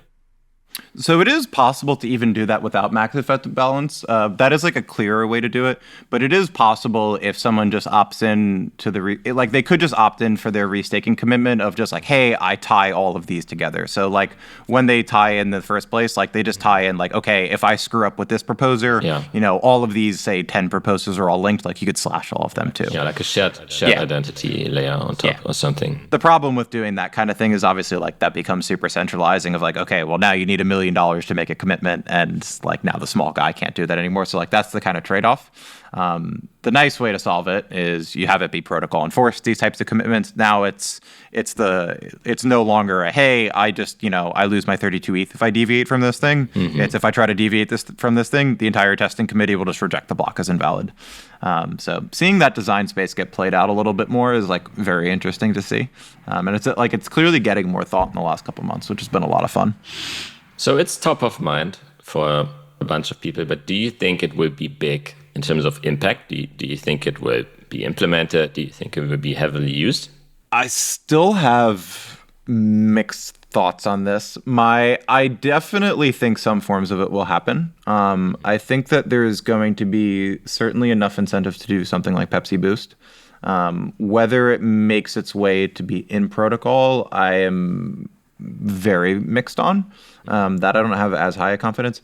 It feels very likely that someone will do something like a PEPC-Boost out of protocol. Like there are various commitments that you can enforce them at a different layer where like you basically just rely as opposed to the MEV-Boost Plus type of thing where like you give you're relying on the proposers to do this. You can just basically hand that off to a relay where like you trust the relay to enforce the commitments. So like something like that like definitely makes sense. And I think that there are variations of this which could be interesting, which people are probably going to be worth experimenting with. Does it get to the point where it makes it into the protocol for Ethereum? That's where I have a lot of questions. It's much harder to tell. Like they are very fundamentally useful things that these commitments can make, which is why you will definitely see these types of things happen on a lot of other chains that are very opinionated, like we talked about with like the protocol and building type stuff. Those are specific implementations of PEPC in a sense, where like PEPC is the very general sense of that. So it's difficult for me to say on Ethereum that like if that something like that would ever make its way into the protocol. It's also incredibly early stages of like what would like there is no concrete implementation of like what something like PEPC would look like. It's just like the very fun thing at the moment to like at least think about of like it's a very broad generalization of PBS, which is super interesting because it does seem like there's a lot of consideration right now of like what if at all should ePBS look like, and that like rethinking it from first principles, and like that kind of leads you to okay, what is the most general idea possible that we could put on top of a potential ePBS, and like it's something like PEPC, which is cool. Yeah, whether we do it or not, I think it's good to basically explore the entire design space and think almost as the most extreme option that can be built, like the most generalized. And then, I mean, it may be the case that we land somewhere that's totally different from that, right? But I think it's like, this is something like totally like tangent, but this is something that I think I learned over like the 2 years that I'm doing strategy work at Flashbots and Lido as well, which is, don't stop at like, there's a human bias if you generated one good option to just stop and do it, and you really have to force yourself actively to keep asking, and what else, and what else, and what else. And it's so difficult, but it's so important. And I think for protocol design, even more. And so I think I can really see that at work here. Yeah. And I think they've done a good job of that with ePBS in particular, where it kind of felt like, a year and a half ago or whatever, it felt like, like this 2-slot PBS design, like this is what we're definitely going to do in the short term. I was like, this seems like it works. And you could implement it. And I like that there's been a lot more just fundamental consideration, certainly throughout the course of this year of, okay, just like from first principles, like why do we really want this thing? What in the first place are the properties that we need out of it? Do we even need to enshrine something to get those properties? And are there better ways, like more general ways to do it? And like a lot of that exploration, I think, is really valuable and is producing a lot of very interesting stuff that like probably gets implemented to some extent. But like even if some of it doesn't get implemented on Ethereum, like it's very valuable research that's going to be incredibly useful for like a lot of L2s who are going to be thinking about the same ideas as they go through this and who are going to be even more likely to experiment. Like, sure, we'll go use this thing. Like, this sounds really valuable. Yeah, I mean, for me, fundamentally, if I now see a proposal that is just an implementation, that doesn't start with, okay, here's a description of the problem that we're trying to solve, here are all of the constraints. Oh, and here's like 5 different things that would be possible. And here are the trade-offs. And for reasons X, Y, Z, we would suggest to use that one, but it like deserves more research. That's the kind of, I think, clarity of thinking that you need in the future to make any changes to Ethereum or really to any kind of open protocol. And if I don't see that, I'm, almost like by default, I'm against, just, but I think we're increasingly kind of moving towards that, and it's very good to see. Yeah. Yeah. I definitely so agree.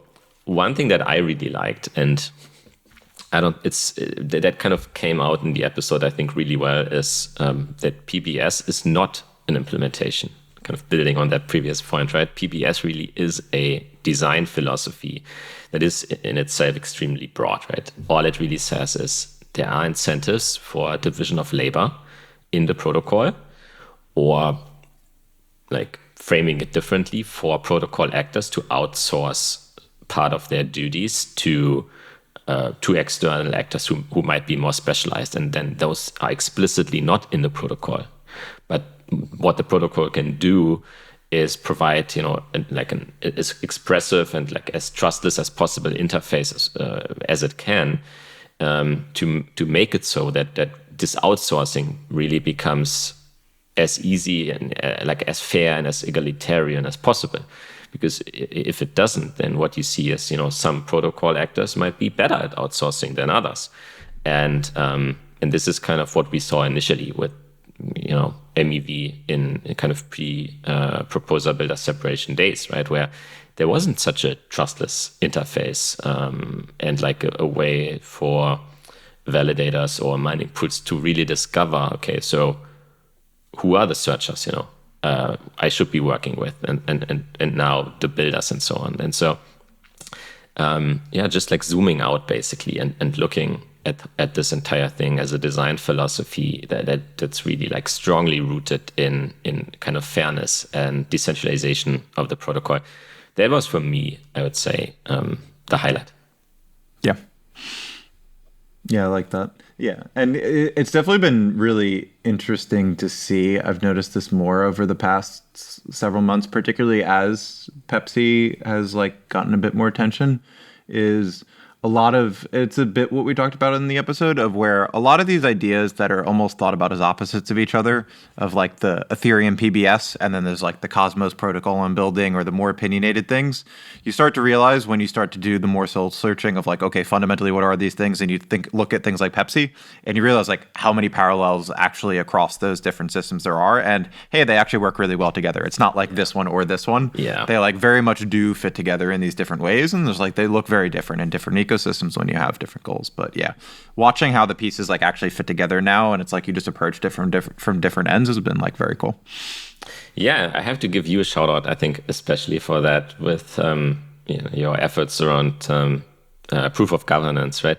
Which is really, I think what you're doing very effectively is just removing politics and ideology from what should really be kind of a technical subject matter, right?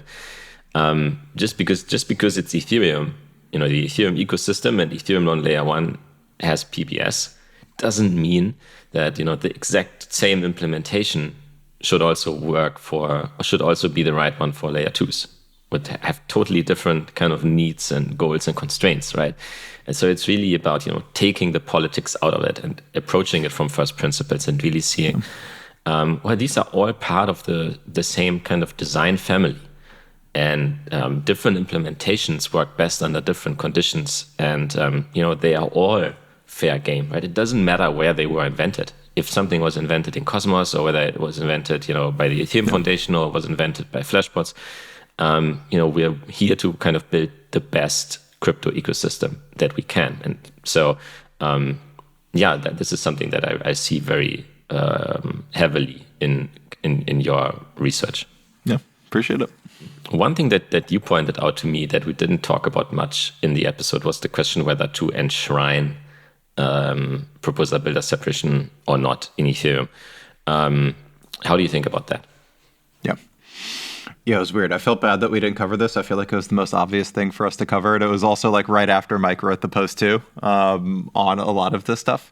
Yeah, so I mean, like this is a lot of the interesting kind of like, it's really the core question for PBS, but also so many other things tangential to the protocol right now. Like PBS, restaking, Pepsi, like a lot of them kind of touch different areas where it's like, what is that boundary of the protocol? Mm-hmm. Again, she'll go look at a bunch of Barnaby's writings and presentations on this, of the seeing like a protocol and what the boundaries are is great. We should just call the episode "The Ghost of Barnaby." Pretty much, yeah. Like the ghost of Christmas past or something. Yeah, we're quoting him for half of it. But yeah, like that is a lot of what it is like what is fundamentally like kind of the protocol's boundary, what is its role, what should be in protocol, what should be out. Mm-hmm. And that is like the fundamental question that a lot of the researchers at the EF are doing on PBS right now, is that question. And it's been interesting. There's definitely been, I feel like, a bit of a change, and this was a lot of what we spoke about at Vienna, particularly after EthCC, is so a lot of the reason to do Enshrine PBS, ePBS, for a long time was thought of as, okay, we'll do ePBS and then the relays go away. Like that's kind of the reason to do it.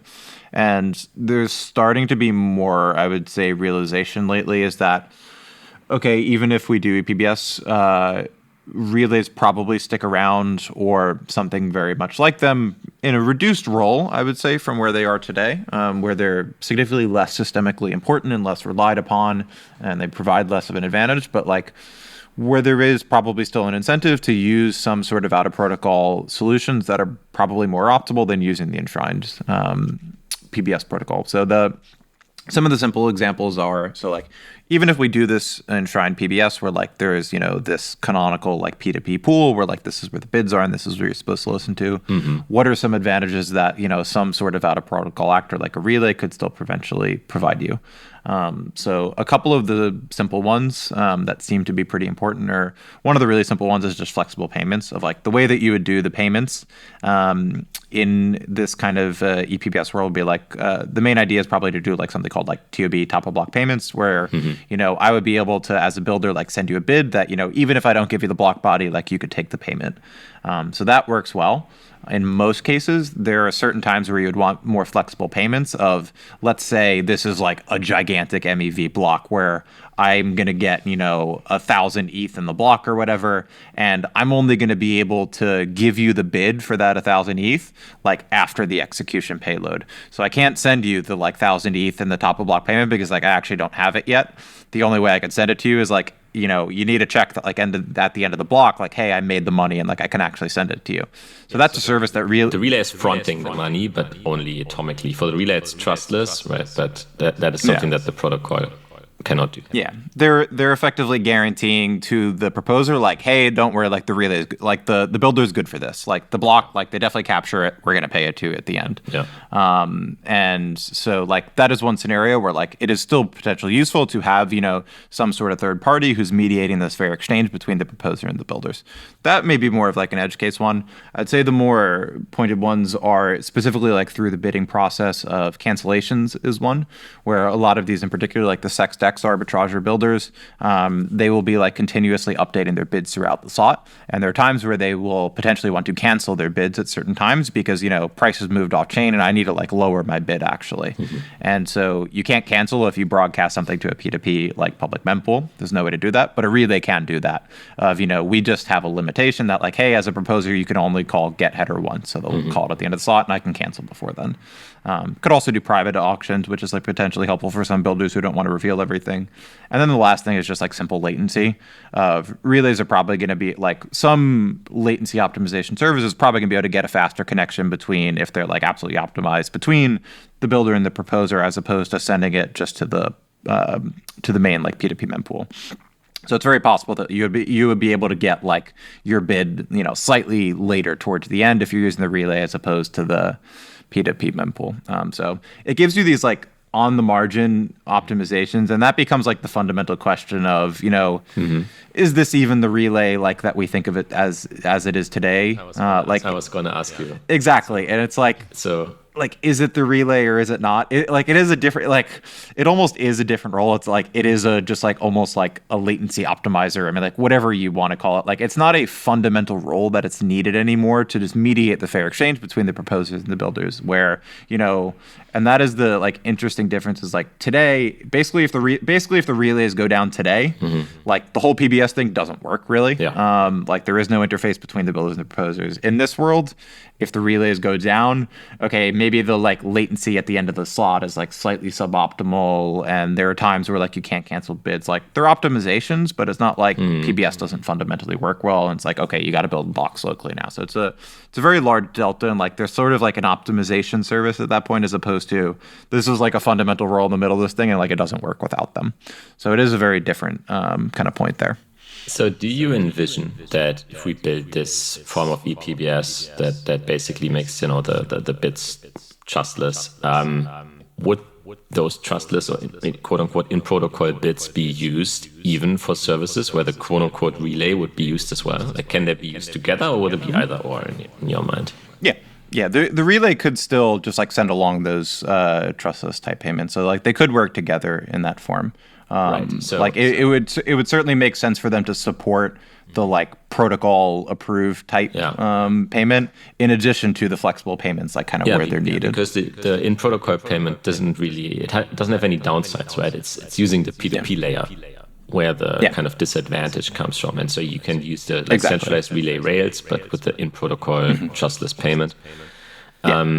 I mean, it's also potentially actually better. I should probably point out in trustlessness of you really don't have to trust them, and in two, potentially latency optimization of if you can avoid having to do the flexible bottom of the block payment, that is better, because if I get to send the top of the block payment, then the relay doesn't even have to check anything. They don't need to waste time simulating anything. If the relay has to simulate the block and then check at the bottom, hey, this is there, then that does take additional latency. So. Yeah, I mean, something that I really regretted after releasing this post or kind of contributing it is even calling it a relay, because as you say, it has pretty much nothing to do anymore with the relay that we have. And so to say that quote unquote relays will stick around after ePBS is not accurate, because you're just kind of moving the goalposts, it's simply because it's not a relay anymore. And so I think I'm landing on the more optimistic side, I would say, on this whole debate that like we should do this. I think it's a good idea.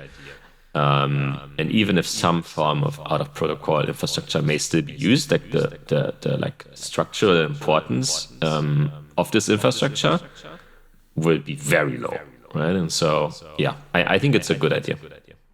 Yeah, it definitely does seem to be quite additive to put it in there. And like, yeah, to your point, I probably do agree. I probably could honestly call them something else, because like that is the unclear, like they're not a systemic rollout anymore. It is just like this kind of additional service where it's unclear like what exactly is the delta, like, yeah. And that's it's effectively reducing the cost of altruism, as a way to put it, like massively, where the delta today is your options are build a block locally or do the full PBS. Yeah. So like there's just a gigantic delta between the two of them, where the difference in this world would be, okay, use the PBS, Enshrine canonical, and you use this latency optimized relay thing, like maybe you earn like 1% more, like it's unclear like what exactly is the number on that. Like It may be such a small margin that like for most people it's honestly just like not even worth doing it at that point. Of like it's such a small optimization, I don't really care. It doesn't even justify the cost and the additional risk of running out of particle software, of maintaining this thing.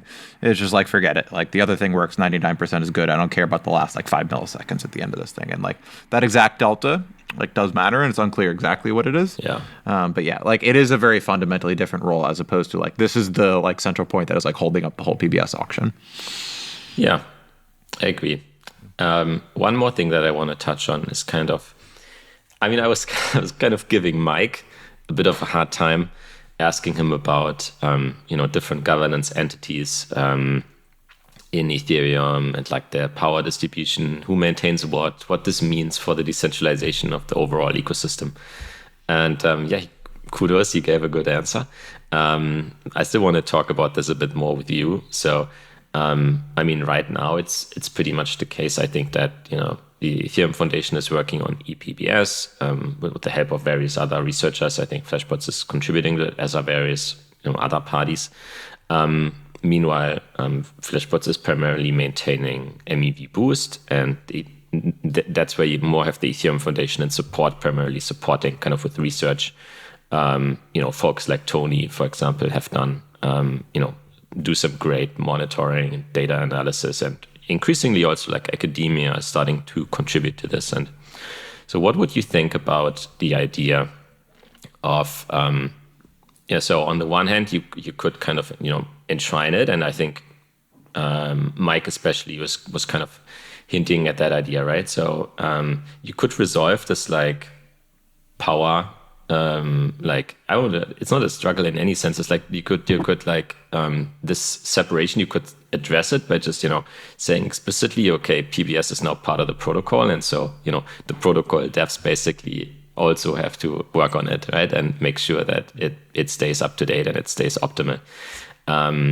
But the alternative may be to basically, create like more sustainability and maybe governance, around PBS, but outside the protocol. So between these two options, what do you think? Yeah, I mean, part of it's a time horizon question of, I don't think that you need to like rush to enshrine something because of this. Like you definitely want to take your time on it. In an ideal world, yeah, you solve these problems and you enshrine stuff, and you don't have to rely on, different companies with different interests to be like funding this stuff and developing it, et cetera. I mean, like it is the fundamental like recurring trend with Ethereum of like, I mean, like even like execution charge to rollups. Yeah. I mean, like is somewhat of the same trend, honestly. Of you start to realize like, hey, maybe like this actually works really well if we let the free market just like take this thing and kind of keep innovating it over time. Mm-hmm. It particularly becomes like that depending on your view of, how much does this thing need to keep being updated over time? Like that becomes a big part of it, quite frankly, of if you start to have more confidence of like, okay, this is a mechanism which is very simple. It is very forward compatible. Like it's not very opinionated. This is something which like works and like, it can last the next 10 years, 20 years, whatever. Then you feel pretty good about like, okay, we could just enshrine this thing. Like it's really simple, like it works. Mm-hmm. You don't need to like leave people to keep innovating, keep changing this thing over time in the way that like, rollups or something else, like they're going to keep changing. So part of it changes based on that view, I would say, is like, how confident are you that this thing is like actually static and can stay there for a long time? At that point, like you want to enshrine it, you want to put it in the protocol if possible, because like, just leaving it out to different companies, like, people have different interests, and like that, leads to potentially worse outcomes over time. So it is suboptimal, I would say, in the short to medium term, at least. I definitely think it makes sense. Like, you don't need to rush to do these things. Like the main pressing result of that, though, is, okay, we do need to figure out funding for a lot of the tangential stuff, particularly for relay funding. That is like the main question out of like this PBS Guild and, similar ideas, is that, and this is part of the benefit of ePBS in my mind, is like it gets rid of the relay funding issues. At that point, like you should not get any funding. Like, you are a latency optimization service. You're not like fundamental to the protocol. But the big question today is that we're not there, and the relays are pretty fundamental to holding up the PBS process, at least for the untrusted participants. So in the absence of relays, you would have today, like, the top 90% or whatever number of validators and top 90% of builders, like, they're fine. Like, they could trust each other, Lido and Beaver build, like, hey, we know each other, we could trust each other, it's fine. But the relays are fundamental to upholding the, hey, that, that last 5%, 10%, whatever that number is, of like, they would not be trusted to, receive something from a builder. So they are fundamental for that. And as of right now, like, they're not a business that's able to monetize that. So the question is like, how do we try to fund these as a hopefully we have ePBS at some point in the, next couple of years, whatever it is. But for today, people have to run these relays. It costs them money, and, it may not be profitable for them to do so. So figuring out that is like, that is one of the main directives of something like this. Yeah, I would agree. I mean, I think like how static you can make it, how close you think you are to like something that can be static. I think for me that is a key determinant to whether you want to pull it into the protocol. I think before that point, it really makes sense to address kind of the relay sustainability issues. Why are we talking about this? I mean, it's because relays basically have a hard time monetizing in a market-driven way, because they basically become too, like, if some relays charge fees, they become too easy to bypass. And to really create an incentive to just for a builder basically to run their own relay, or for a pool to run their own relay. And at that point, they can do it cheaper and better and faster, basically. So it's like the current market structure really doesn't support monetization through fees. And to me, this suggests that what we need is kind of an entity, like an independent entity that can support relays through grant funding. And in my view, this could also solve, some of the other issues, like it could make the governance of MEV-Boost more open. It could support the development work, and possibly even like kind of, govern like the not just MEV-Boost, but kind of more the umbrella idea of PBS that we have been talking about, and kind of, for example, help layer 2s figure out, what they should be doing with regards to this. Yeah, certainly on the base layer, depending on where the ePBS road kind of goes. I mean, like, I definitely see that being valuable. I've mentioned this before. I don't see this needing to play a role for layer 2s at all in my mind. So I'm curious to hear your thoughts on that. Why not? So I give you my case. The case is not. It's not at all about sustainability, right? I'm not saying like that entity should fund the research for layer 2. So then it would be crazy, right? I think the layer 2s can pay for it, and I think it's like, especially they could contribute to something like that through, like, as the grants, like actually like the grantees, like, if you will. So I mean more in the sense that there isn't a whole lot of expertise right now in building this, right? So you basically like want to bring parties together, right? You want to bring the parties who need it and who can fund it with the parties who actually can build it. And to like understand deeply like what goes into making kind of an efficient and robust kind of implementation of this. And that's my thinking behind it. What about you? So what exactly would the L2's involvement in this really be then? I mean, like, they would be funding it, if anything, not like being a recipient of it. I don't see why you need another. Oh, sorry. I mean, Okay. I maybe used the wrong word. Okay. Yeah, no, they would be funding it, and they would like outsource the building of their form of PBS possibly to, the same parties who do it on layer one, or like kind of this body. Do you think they want to own the building and like maintenance of this? Yes. So, I mean, one, I'm influenced by the fact that like I think that they are very different problems in many ways, layer ones versus layer twos, and I think that different rollups also have probably makes sense for them to have very different opinionated designs of PBS. Like it can look very, very different from one rollup to another. So part of it is that. Part of that is also like I think that is something that like fundamentally they do kind of want control over. Like for some of them, it is a pretty important selling point of like what they're going for. Like Arbitrum being kind of the simplest example of like a lot of their research around first come first serve and like how that's evolved over time. Like that is a pretty important thing to them. Of like this is what they're saying to users of like, hey, these are the types of guarantees like we care about a lot. So I don't see them like wanting to outsource like, oh, hey, this like other entity, like please tell us how to do PBS. So I don't think they like want to outsource that necessarily. I think that they like having different teams like having opinionated and different stances on some of these things. So I don't know that like they really need to outsource it, and I think that they have the resources internally to do it certainly. And like this is where the governance and the ownership of what this type of committee is, like matters a lot. That you obviously do not want it to be that we are outsourcing this to some committee that like has some other agenda behind it, that like is not aligned with what we're doing. Yeah. No, I mean I completely agree. Right. I mean it basically whatever PBS is developed for layer 2 has to adhere to their policies. I think it would be an unsustainable situation, though, if every layer 2 had its own implementation of this, because it basically becomes like a security nightmare. I mean, you see all of the things that can go wrong on Ethereum layer 1 already. And so I think standardization, like across at least a few shelling points, maybe you have like 2 to 3 different flavors and they kind of have, their own kind of customization options. Or different policies are enforced by governance, right? Like proof of governance style. You have like you do have PBS, but the policy comes from governance, and governance monitors the builders and whitelists them. I think something like that is probably a good middle way, because if you really have like a unique implementation for everyone, I don't know that it's very trustworthy, to be honest.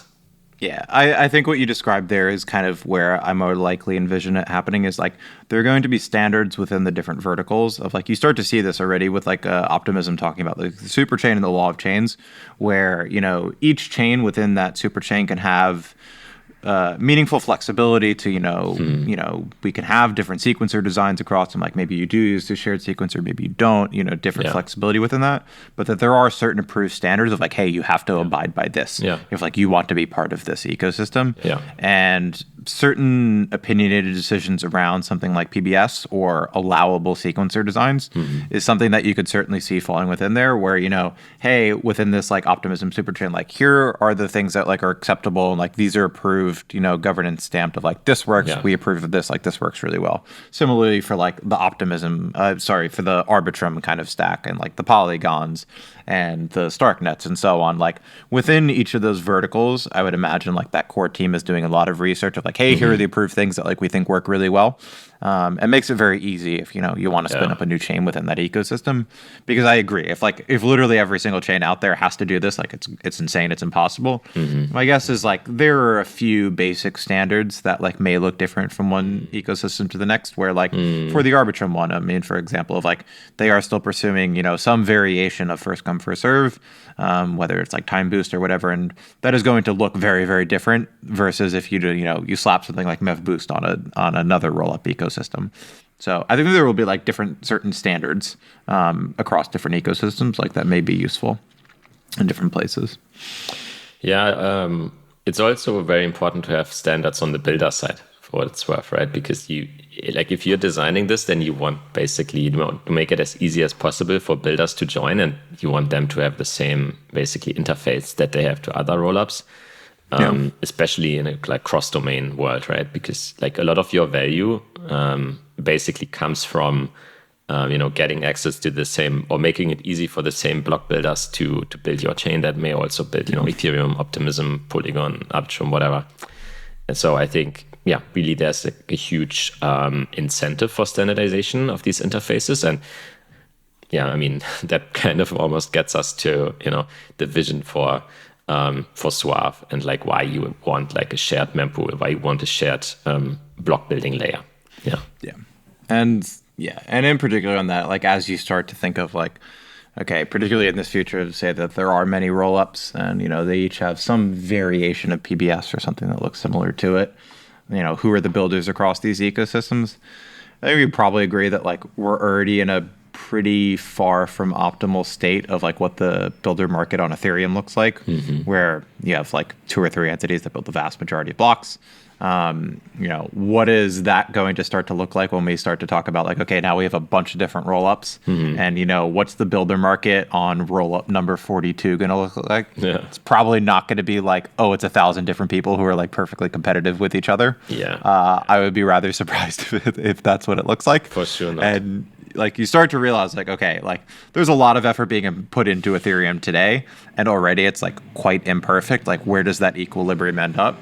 And just assuming that like, oh, there's going to be a bunch of competitive builders for all of these million different chains seems like highly unrealistic, and that you probably need a more holistic solution of like, okay, how do we decentralize this role and like constrain the power more meaningfully?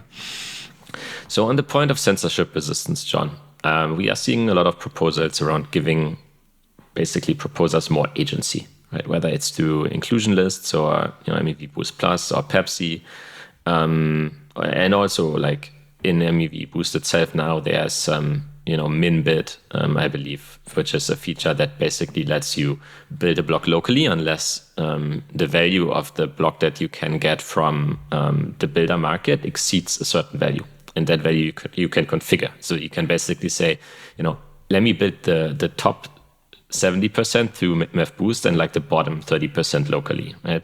And this is like all ways of giving more agency to the proposer. And I think like we fully get the idea of why you would want this. I mean, of course, like you want to make the protocol more censorship resistant, etc. But then, do you think that there's also a market demand from validators to actually use this? A big part of my worry is that there's a market demand to not have it in place, that it's very much the opposite.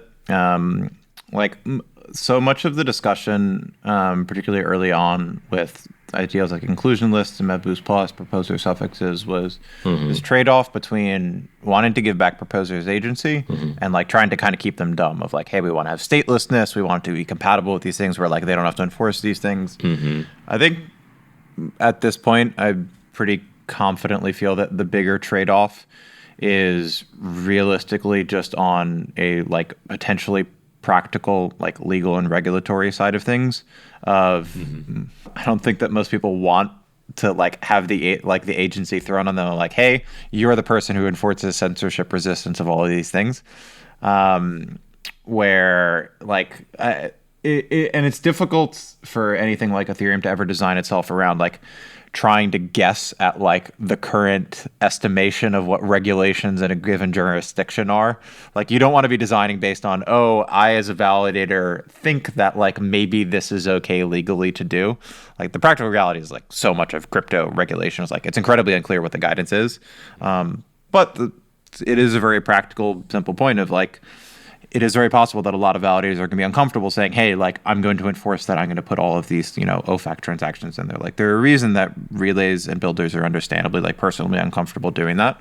And you would imagine that, like, a lot of large validators are going to have similar stances of, like, if it is unclear regulation-wise, like, what we are supposed to be doing, there may be hesitation to exercise those rights, even if they were given those rights.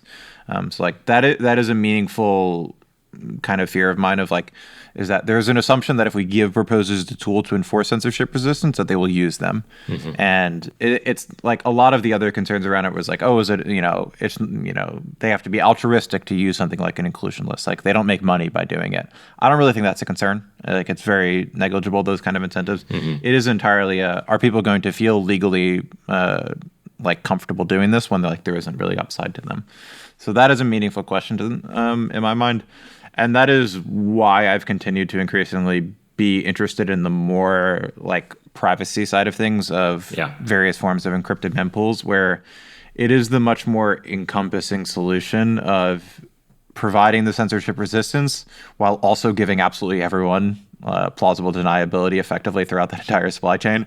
Whereas the more inclusionist and MEV-Boost Plus side of things is we are going to put it squarely on one person's back and say like, hey, this is up to you. Please enforce censorship resistance. And that works fine if you assume that everyone is like willing to do that. It's hard to assume that when you have a permissionless protocol and a lot of large entities who are probably going to end up in those shoes. But removing anyone's agency to do anything at all, and you have to let everything through, is like kind of seems to be the better long-term solution of like how to provide a lot of these guarantees. So like it was something that we touched on a bit in the episode of, while things like Swab and threshold encrypted mempools and like different variations thereof are very often presented in the like, hey, this is an MEV tool. They really are a censorship tool just as much, and like those do go very much hand in hand. And like there's a reason they go hand in hand, and like it is very useful in these kind of situations. Yeah, I completely agree. I fall on the more bearish camp about any kind of proposer agency tools. I think that like there is a design constraint in all of this, and this is that proposers don't want agency. And so a solution that requires them to, exert agency, in my book, is not going to solve the problem. I think what you need is you need a solution that's compliant with proposers not having agency, not wanting agency. And to me, the idea of kind of, an encrypted mempool, an encrypted computing environment where blocks can be built, still, where you can have your kind of, efficient block building on top of private data. To me, that is the only solution that I can see to this problem. And very bullish that direction. It certainly seems the most all-encompassing solution to me. The question that I still have, and why I probably still lean somewhat positive on them, is like something like inclusion lists. Is it detrimental in any way to add it in there, or is it like purely additive? So like, let's say you added something like inclusion lists, and in the bad case, like let's say most validators are like, hey, I am not legally comfortable doing this, but a good portion of them use it. Is that worth implementing? Probably is, in my mind, and that's like an open question of, or maybe they just don't even want that tool available to them in the first place for like the reasons described. It's like nothing is a cure-all on these short to medium term solutions, but like it does seem to be a valuable tool still nonetheless. And like that's kind of where I am still, of like it does help on the margin. Like there are certainly going to be some amount of validators who will use this, who are comfortable doing so.